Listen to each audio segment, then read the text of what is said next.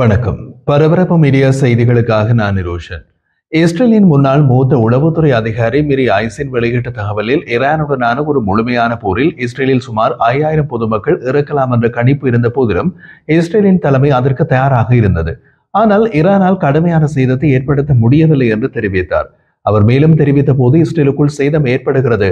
சேதமற்ற போர் உலகில் எந்த நாட்டுக்கும் கிடையாது. அதை விட்டுவிட்டு பார்த்தால் பொதுவாக இங்கே வாழ்க்கை முற்றிலும் இருக்கிறது. நீங்கள் வெளியே செல்லலாம், கடைகளில் உணவு இருக்கிறது என்று சர்வதேச தீவிரவாத எதிர்ப்பு நிறுவனத்தின் மூத்த உறுப்பினரும் இஸ்ரேலிய பாதுகாப்பு படைகளின் ஓய்வு பெற்ற உளவுத்துறை அதிகாரியுமான ஐசன் கூறினார். இஸ்ரேலில் தினமும் நடக்கும் ஏவுகணை தாக்குதல்களால் யாரும் மகிழ்ச்சியாக இல்லை. ஆனால் மன அழுத்தம் இஸ்ரேலில் யாருக்கும் பீதியை ஏற்படுத்தவில்லை. அதுவே ஆச்சரியமாக இருக்கிறது. இருப்பினும் ஈரானின் பழிவாங்கும் தாக்குதல்கள் கடந்த ஆண்டு ஈரான் முதலில் இஸ்ரேல் மீது நேரடி தாக்குதல்களை நடத்திய 2ஐ விட மிக அதிகம். 500 கிலோ முதல் 1 டன் வரை ஏவுகணை சுமைகளுடன் ஈரானின் பதிலடி தாக்குதல்கள் வருகின்றன என்று இஸ்ரேலிய ராணுவ உளவுத்துறையின் முதல் பெண் துணை தளபதியாக பணியாற்றிய ஐசன் கூறுகிறார். அவர் மேலும் கூறிய போது, நாங்கள் இஸ்ரேலில் 5000 இறப்புகளை மதிப்பிட்டோம். இதைவிட அதிக தாக்குதல்களை எதிர்பார்த்தோம். அத்துடன் ஈரானுடன் ஹெஸ்போல்லா மற்றும் ஹவுதிகள் ஒரே நேரத்தில் இணைவதற்கான ஆபத்து இருப்பதையும் எதிர்பார்ப்போம் என்று ஐசின் கூறினார். அதே நேரத்தில் நேற்று திங்கட்கிழமை நிலவரப்படி இஸ்ரேலிய அரசாங்கம் 24 இறப்புகளை மட்டுமே பதிவு செய்துள்ளது. மோசமான சூழ்நிலைகள் மற்றும் இஸ்ரேலிய மருத்துவ சேவை அமைப்பு முடங்கிவிடும் என்று எதிர்பார்க்கப்பட்டதன் அடிப்படையில் என்ன செய்ய முடியும் என்பதற்கான ஒரு யூகத்தை நாங்கள் செய்கின்றோம். மருத்துவமனைகள் தயாராக இருக்க வேண்டியிருப்பதால் நீங்கள் எப்போது இதுபோன்ற அதிக சேத சாத்தியத்திற்கான மதிப்பீடுகளை வைத்திருக்க வேண்டும். தற்போது ஈரான் 370 ஏவுகணைகளை ஏவியுள்ளது.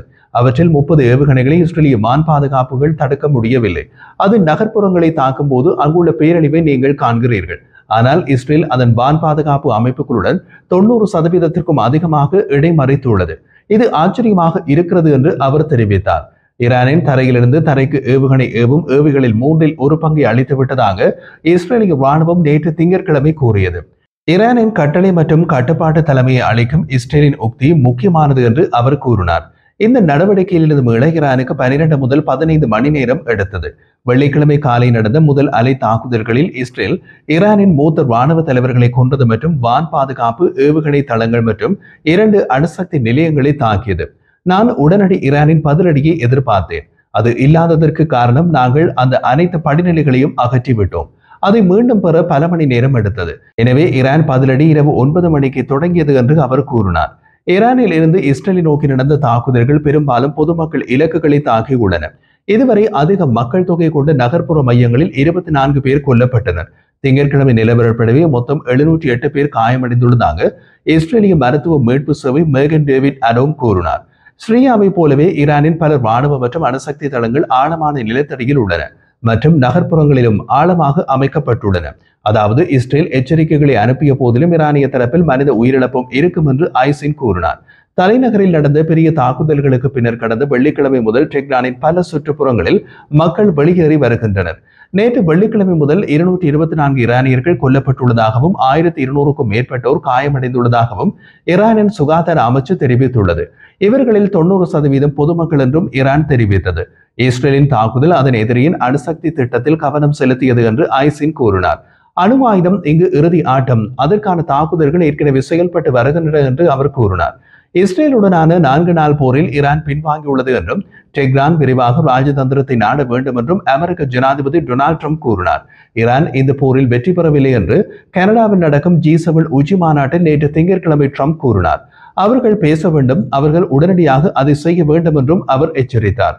பேச்சுவார்த்தைகளில் தங்கள் அணுசக்தி திட்டத்தில் சலுகைகளை வழங்குவதற்கு அவர் நிர்ணயித்த 2 மாத காலக்கெடுவை டெஹ்ரான் மீறிவிட்டதாகவும் அவர் மேலும் கூறினார். ஈரானியர்களுக்கு 60 நாட்கள் இருந்தன. 61வது நாளில் எங்களுக்கு எந்த ஒப்பந்தமும் இல்லை. ஈரான் இப்போது புதுப்பிக்கப்பட்ட பேச்சுவார்த்தைகளுக்கு அழுத்தம் கொடுக்கிறது என்று ட்ரம்ப் கூறினார்.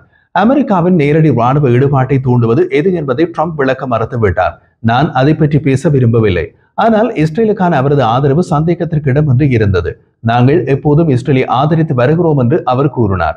இஸ்ரேல் ராணுவ ரீதியில் இப்போது மிகச்சிறப்பாக செயற்படுகிறது என்றார் அவர். போர் ஒரு ஆபத்தான புதிய கட்டத்திற்குள் நுழைந்த போது ட்ரம்பின் இந்த கருத்துக்கள் வந்தன. இரு தரப்பினரும் தாக்குதல்களை அதிகரித்துள்ளனர். இஸ்ரேலிய பிரதமர் பெஞ்சமின் நேதன்யாகு ABC நியூஸிடம் ஈரானின் சுப்ரீம் தலைவர் அலி கமேனியை கொல்வது போரை அதிகரிக்கப் போவதில்லை, அது போரை முடிவுக்கு கொண்டு வரும் என்று கூறினார். சொல்லாட்சி இருந்த போதிலும் ராஜதந்திர சூழ்ச்சிக்கான அறிகுறிகள் உள்ளன. அமெரிக்க ஊடகம் வால் ஸ்ட்ரீட் ஜேர்னலின் கூற்றுப்படி அமெரிக்கா இஸ்ரேலுடன் தாக்குதல்களில் சேரக்கூடாது என்ற நிபந்தனையின் பேரில் அணுசக்தி பேச்சுவார்த்தைகளை மீண்டும் தொடங்க ஈரான் தயாராக இருப்பதாக அரபு இடைத்தரகர்களிடம் தெரிவித்துள்ளது. அமெரிக்கா தாக்குதலில் இணையாதவரை பேச்சுவார்த்தை மேசைக்கு திரும்ப தயாராக இருப்பதாக அரபு அதிகாரிகளிடம் ஈரான் கூறியுள்ளதாக அதிகாரிகள் தெரிவித்ததாக அந்த செய்திகள் தெரிவித்துள்ளது. ராய்ட்டர்ஸ் செய்தியின்படி அணு ஆயுத கோப்பில் சலுகைகளை வழங்குவதன் மூலம் இஸ்ரேலில் போர் நிறுத்தத்திற்கு அழுத்தம் கொடுக்க ட்ரம்பை வலியுறுத்துமாறு கத்தார், சவுதி அரேபியா மற்றும் ஓமான் ஆகிய நாடுகள் ஈரான் கேட்டுள்ளது. அமெரிக்க ஜனாதிபதி டொனால்ட் ட்ரம்ப் ஈரானுக்கு கடைசி வாய்ப்பு வழங்கியுள்ளார் என்று அமெரிக்க மற்றும் ஐரோப்பிய அதிகாரிகள் தெரிவித்தனர். இந்த கடைசி வாய்ப்பு செய்தி டொனால்ட் ட்ரம்பால் ஓமான் மூலம் ஈரானிய சுப்ரீம் தலைவர் அலி கமேனிக்கு அனுப்பப்பட்டுள்ளது. ட்ரம்ப் நிர்வாகம் சுமார் 1.5 வாரங்களுக்கு முன்பு ஈரானியர்களுக்கு சமர்ப்பித்த முன்மொழிவை விட இது சற்று சிறப்பாக இருக்கலாம் என்று ஒரு அதிகாரி மேலும் கூறினார். அத்தகைய திட்டம் முன்வைக்கப்பட்டாலும் அது பூச்சிய யுரேனியம் செறிவூட்டல் என்ற அமெரிக்க கொள்கையின் அடிப்படையில் இருக்கும் என்று அனைவரும் குறிப்பிடுகின்றனர். அதாவது ஈரான் இனிமேல் யுரேனியம் செறிவூட்டல் என்பதையும் மறந்துவிட வேண்டும் என்பது அமெரிக்காவின் நிபந்தனையின் அடிப்படை. இன்றைய தகவல்களின்படி இஸ்ரேலிய தாக்குதல்களை நிறுத்தி அதன் அணுசக்தி திட்டம் குறித்த பேச்சுவார்த்தைகளை மீண்டும் தொடங்க ட்ரம்ப் நிர்வாகத்துடன் மத்தியஸ்தம் செய்ய ஈரான், ஓமான் மற்றும் கத்தார் ஆகிய நாடுகளை இன்று மீண்டும் அணுகியது. சவுதி அரேபியாவும் ஒரு தனி சேனல் மூலம் திரைக்கு பின்னால் செயல்பட்டு வருகிறது. இஸ்ரேலிய தாக்குதல்களை நிறுத்த ஈரான் அமெரிக்காவை அணுகியதாக ட்ரம்ப் நேற்று திங்கட்கிழமை உறுதிப்படுத்தினார். இந்த போரில் ஈரான் வெற்றி பெறவில்லை போல் தெரிகின்றது. தாமதமாகிவிடும் முன் அவர்கள் பேச வேண்டும் என்று ட்ரம்ப் கனடாவில் கூறினார்.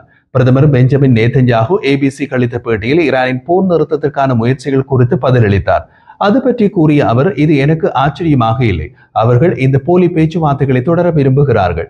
பொய் சொல்லவும் ஏமாற்றவும் அமெரிக்காவை இழுத்துச் செல்லவும் இதை ஈரான் செய்கிறது. இது குறித்து எங்களிடம் மிகவும் உறுதியான உளவு தகவல் உள்ளது. இஸ்ரேலிய அதிகாரி ஒருவர் கூறிய போது, தற்போது இஸ்ரேல் எந்த அதிகாரப்பூர்வ அணுகுமுறையையும் பெறவில்லை. தற்போது டெஹ்ரானுக்கும் வாஷிங்டனுக்கும் இடையிலான பேச்சுவார்த்தைகள் நடந்து வருகின்றன. நாங்கள் மேலும் மேலும் இலக்குகளை தாக்குகிறோம் என்று இஸ்ரேலிய அதிகாரி ஒருவர் கூறினார். USS நிமிட்ஸ் விமானம் தாங்கிய கப்பல் மத்திய கிழக்குக்கு வரும் என்றும் சுமார் 30 எரிபொருள் நிரப்பும் விமானங்களும் இந்த பகுதிக்கு அனுப்பப்படும் என்றும் அமெரிக்க நிர்வாகம் திங்கட்கிழமை உறுதிப்படுத்தியது. ட்ரம்ப் பச்சை கொடி காட்டினால் தாக்குதல்களில் பங்கேற்க அனுமதிக்க ஏற்பாடுகள் செய்யப்பட்டு வருவதாக அமெரிக்க வட்டாரம் ஒன்று தெரிவித்தது. அமெரிக்க நிர்வாகத்திற்குள் இஸ்ரேலிய தாக்குதலில் அமெரிக்கா சேர வேண்டுமா என்பது குறித்து கருத்து வேறுபாடு உள்ளது.